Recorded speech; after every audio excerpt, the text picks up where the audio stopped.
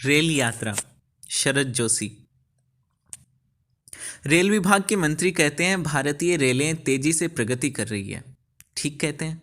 रेलें हमेशा प्रगति करती हैं। वे बम्बई से प्रगति करती हुई दिल्ली तक चली जाती हैं और वहाँ से प्रगति करती हुई बम्बई तक आ जाती हैं।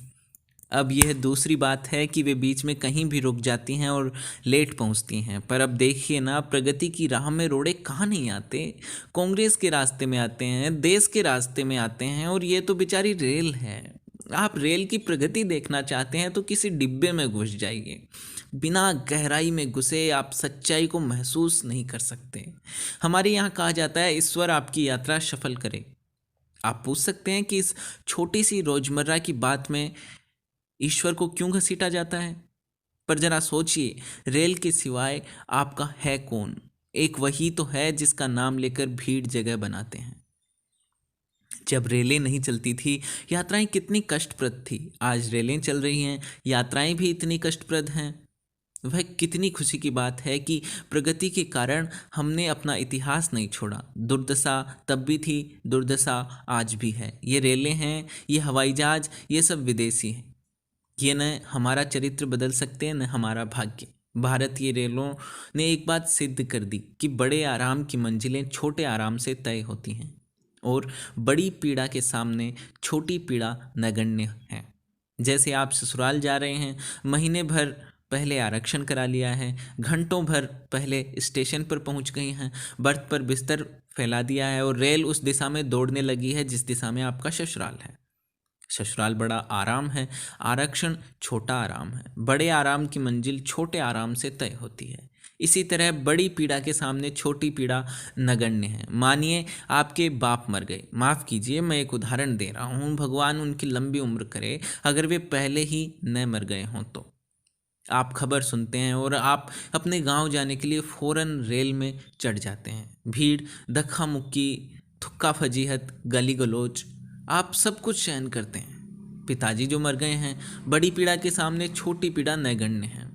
मैं एक दूसरा उदाहरण देता हूँ। मानिए एक कुंवारे लड़के को उसका दोस्त कहता है कि जिस लड़की से तुम्हारी शादी की बात चल रही है वह होशंगाबाद अपने मामा के घर आई है, देखना चाहते हो तो फ़ौरन जाकर देख आओ। आरक्षण का समय नहीं है। कुंवारा लड़का न आव देखता है न ताव, रेल के डिब्बे में चढ़ जाता है। वही भीड़, धक्का मुक्का, थुक्का फजीहत, गाली गलौज, मगर क्या करे, लड़की से शादी जो करनी है, जिंदगी भर के लिए मुसीबत जो उठानी है, बड़ी पीड़ा के सामने छोटी पीड़ा नगण्य है। भारतीय रेलें चिंतन के विकास में बड़ा योग देती हैं। प्राचीन मनीषियों ने कहा है कि जीवन की अंतिम यात्रा में मनुष्य खाली हाथ रहता है। क्यों भैया? पृथ्वी से स्वर्ग तक या नरक तक भी रेलें चलती हैं। जाने वालों की भीड़ बहुत ज़्यादा है। भारतीय रेलें भी हमें यही सिखाती हैं। सामान रख दोगे तो बैठोगे कहाँ, बैठ जाओगे तो सामान कहाँ रखोगे, दोनों कर दोगे तो दूसरा कहाँ बैठेगा, वो बैठ गया तो तुम कहाँ खड़े रहोगे, खड़े हो गए तो सामान कहाँ रहेगा। इसलिए असली यात्री वो है जो खाली हाथ है।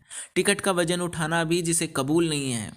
प्राचीन ऋषि मुनियों ने ये स्थिति मरने के बाद बताई है। भारतीय रेलें चाहती है वह जीते जी आ जाए। चरम स्थिति, परम हल्की अवस्था, खाली हाथ, बिना बिस्तर, मिल जा बेटा अनंत में। खाली रेलों को अनंत ऊपर जाना है। टिकट क्या है? दे धरे को दंडी है। बम्बई की लोकल ट्रेन में भीड़ से दबे कोने में सिमटे यात्री को जब अपनी देह तक भारी लगने लगती है, वह सोचता है ये शरीर न होता, केवल आत्मा होती तो कितने सुख से यात्रा करता। भारतीय रेलें हमें मृत्यु का दर्शन समझाती हैं और अक्सर पटरी से उतरकर उसकी महत्ता का अनुभव करा देती है। कोई नहीं कह सकता कि रेल में चढ़ने के बाद वह कहाँ उतरेगा, अस्पताल में या शमशान में। लोग रेलों की आलोचना करते हैं। अरे रेल चल रही है और आप उसमें जीवित बैठे हैं, ये अपने आप में कम उपलब्धि नहीं है। रेल यात्रा करते हुए अक्सर विचारों में डूब जाते हैं। विचारों के अतिरिक्त वहाँ कुछ डूबने को होता भी नहीं है। रेल कहीं भी खड़ी हो जाती है, खड़ी है तो बस खड़ी है, जैसे कोई औरत पिया के इंतजार में खड़ी हो। उधर प्लेटफॉर्म पे यात्री खड़े उसका इंतजार कर रहे हैं। यह जंगल में खड़ी पता नहीं किसका इंतजार कर रही है। खिड़की से चेहरा टिकाए हम सोचते रहते हैं। पास बैठा यात्री पूछता है, कहिए साहब आपका क्या ख्याल है, इस कंट्री का कोई फ्यूचर है कि नहीं? पता नहीं, आप कहते हैं। अभी तो ये सोचिए कि इस ट्रेन का कोई फ्यूचर है कि नहीं। फिर एकाएक रेल को मूड आता है, वह चल पड़ती है। आप हिलते डुलते किसी सुंदर स्त्री का चेहरा देखते चल पड़ते हैं। फिर किसी स्टेशन पर वह सुंदर स्त्री भी उतर जाती है। एकाएक लगता है सारी रेल खाली हो गई, मन करता है हम भी उतर जाएं, पर भारतीय रेलों में आदमी अपने टिकट से मजबूर होता है। जिसका जहाँ का टिकट हो गया वहीं तो उतरेगा। उस सुंदर स्त्री का यहाँ का टिकट था, वह यहाँ उतर गई। हमारा आगे का टिकट है, हम वहाँ उतरेंगे। भारतीय रेलें कहीं न कहीं हमारे मन को छूती है। वह मनुष्य जो मनुष्य के करीब लाती है।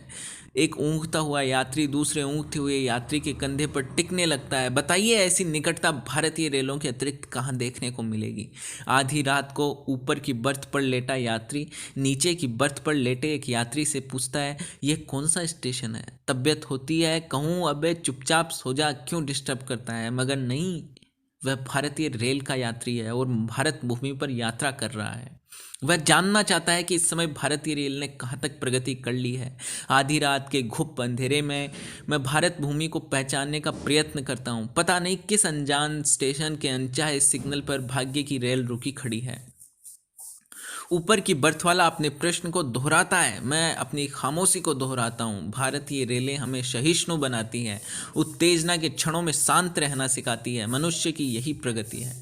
भारतीय रेलें आगे बढ़ रही है, भारतीय मनुष्य आगे बढ़ रहा है। आपने भारतीय मनुष्य को भारतीय रेल के पीछे भागते देखा होगा, उसे पायदान से लटके डिब्बे की छत पर बैठे भारतीय रेलों के साथ प्रगति करते देखा होगा। कई बार मुझे लगता है कि भारतीय मनुष्य भारतीय रेलों से भी आगे हैं।